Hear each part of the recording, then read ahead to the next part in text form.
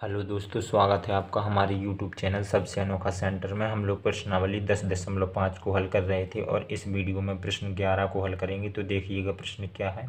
उभयनिष्ठ कर्ण AC वाले दो समकोण त्रिभुज ABC और ADC हैं। सिद्ध कीजिए कि कोण CAD बराबर कोण CBD है। ठीक है, तो देखिएगा प्रश्न कह रहा है उभयनिष्ठ कर्ण यानी कि एक ही कर्ण वाले दो समकोण त्रिभुज हैं ABC और ADC। ठीक है, इसमें कोण हमने B समकोण मान लिया, इसमें कोण D समकोण मान लिया यानी कि 90 अंश मान लिया। और देखिएगा हमें सिद्ध क्या करना, हमें CAD कोण को CBD कोण के बराबर सिद्ध करना है। ठीक है, तो इसके लिए हमें क्या करना होगा, सबसे पहले हमें B और D को मिलाना होगा। तो हम इस प्रकार से B और D को मिला देते हैं। देखिए जब हम B और D को मिला देते हैं तो देखिएगा CAD कोण बन रहा है। यहाँ पर कहाँ बन रहा है, CAD। ये वाला कोण जो ये CAD है, ये वाला हमें बराबर सिद्ध करना है CBD की। इस वाले कोण के हमें बराबर सिद्ध करना है, यानी कि इन दोनों कोणों को हमें बराबर सिद्ध करना है। ठीक है, तो देखिएगा पहले जो हमें दिया जा रहा है, सबसे पहले हम लोग लिख लेंगे, यहाँ पर हेडिंग डाल लेंगे दिया, और हम लोग लिख लेंगे जो हमारे पास में दो त्रिभुज ABC और ADC हैं। ये दोनों कैसे त्रिभुज हैं, समकोण त्रिभुज हैं, चूंकि इनमें एक एक कोण कितने का है, 90 अंश का है। ठीक है, तो यहाँ पर लिख लेंगे त्रिभुज ABC और त्रिभुज ADC दोनों समकोण त्रिभुज हैं, दोनों समकोण त्रिभुज हैं,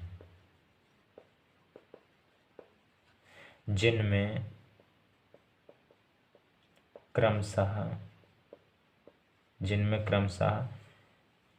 कोण B 90 अंश का इसमें है, कोण B बराबर 90 अंश, तथा ADC कोण में ADC त्रिभुज में क्या है, कोण D 90 है, तथा कोण D बराबर 90 अंश है। ठीक है, अब देखिएगा यहाँ पर हेडिंग डालते हैं सिद्ध करना। वो जो हमें सिद्ध करना है, इस हेडिंग के अंदर हम लोग लिख लेंगे सिद्ध करना।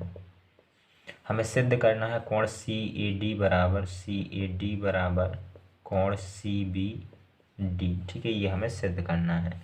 तो देखिएगा यहाँ पर हेडिंग डालते हैं उपपत्ति और सिद्ध करना स्टार्ट करते हैं। उपपत्ति, अब देखिएगा इन दोनों त्रिभुजों को मिलाकर के एक हमारा चतुर्भुज बन जा रहा है ABCD। और इस चतुर्भुज में देखिएगा जो कोण B और कोण D है, यदि हम इन दोनों को जोड़ दें तो क्या होगा। ठीक है, देखिएगा तो यदि हम कोण B प्लस कोण D कर दें तो हमारा कितना हो जाएगा, कोण 90 प्लस कोण 90 हो जाएगा, यानी कि कोण B प्लस कोण D बराबर कितना आ जाएगा, हमारा 180 अंश आ जाएगा। यानी कि जो ये चतुर्भुज हमारा ABCD है, इसके सम्मुख कोणों का योग कितना आ गया है, 180 अंश आ गया है। और हमें पता है यदि किसी चतुर्भुज के सम्मुख कोणों का योग 180 अंश हो जाता है तो वह चतुर्भुज क्या हो जाता है, एक चक्रीय चतुर्भुज हो जाता है। यानी कि एक ऐसा चतुर्भुज बन जाता है कि उसके शीर्षों से होकर के हम एक वृत्त खींच सकते हैं। ठीक है, तो हम क्या कह सकते हैं, ABCD एक चक्रीय चतुर्भुज है, चूंकि इनके सम्मुख कोणों का योग कितना हो चुका है, 180 अंश हो चुका है। ठीक है, तो यहाँ पर हम लिख सकते हैं, इसलिए ABCD एक चक्रीय चतुर्भुज है, एक चक्रीय चतुर्भुज है। ठीक है, अब चक्रीय चतुर्भुज हमने आपको बताया, चक्रीय चतुर्भुज के शीर्षों से होकर एक वृत्त खींचा जा सकता है। ठीक है, तो हम इनके शीर्षों से होकर के एक वृत्त खींच सकते हैं इस प्रकार से। ठीक है, देखिएगा इस प्रकार से एक हम इसके शीर्षों से होकर के एक वृत्त खींच सकते हैं। ये हमने एक वृत्त खींच दिया। ठीक है, अब देखिएगा जब हमने ये एक वृत्त खींच दिया तो जो बिंदु D और C है, ये इस वृत्त की परिधि पर स्थित है, यानी कि जो ये वाला भाग है, ये इस वाले भाग को हम लोग क्या कहेंगे, वृत्तखंड कहेंगे। ठीक है, और यह वाला जो वृत्तखंड है दो कोण बना रहा है। एक तो हमारा कोण बना रहा है ये वाला CBD, या फिर हम इसे कह लें कोण B कह लें। ठीक है, और इसी प्रकार से एक और कोण बना रहा है CAD, या फिर हम इसे कोण ए कह लें। यानी कि ये वाला जो वृत्तखंड हमारा डी सी है, ये वाला वृत्तखंड है, ये दो कोण बी और ए बना रहा है। ठीक है, तो हम यही चीज़ यहाँ पर लिखेंगे, हम लोग लिखेंगे वृत्तखंड डी सी दो कोण ए तथा कोण बी बना रहा